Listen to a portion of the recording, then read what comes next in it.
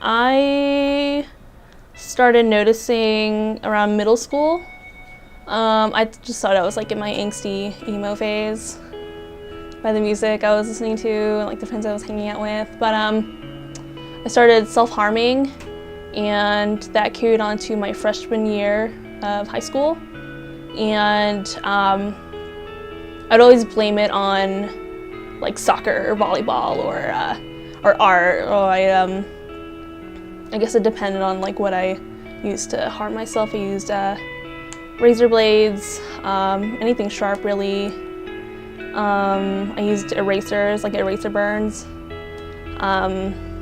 So I usually blame that on like the turf or just, I don't know, I hid it really well.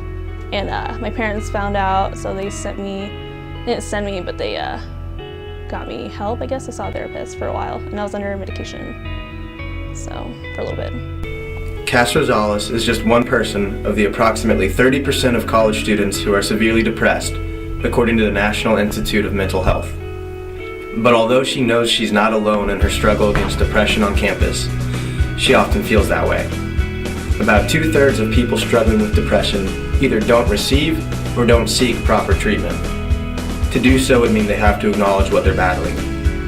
The stigma is attached to having mental illness, and had educational programs been in place when Cass was in middle school, maybe she would have been more apt to fight the good fight. That is to put education about mental illness in public schools, beginning in primary school in a serious way. I'm not talking about going in one day of the year and saying, hey, let's talk about mental illness and blah, blah, blah, and that's it. I'm talking about something that at some grade in elementary school, in an age-appropriate way, you talk about mental illness, and you do it, say, one day a week through a year. So I can imagine that if you're a 5th or 6th grader and you go into class and your teacher comes out that day and says, okay, today we're going to talk about mental illness.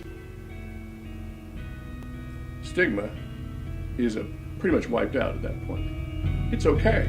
We can talk about it. We talked about it in school today, Mom. But that doesn't mean the programs work the way they're supposed to. Like all I would think about is kind of like, I don't know, I thought about all these scenarios where I could like kill myself. And one day it just got really bad to the point where I was like, something's gonna happen today.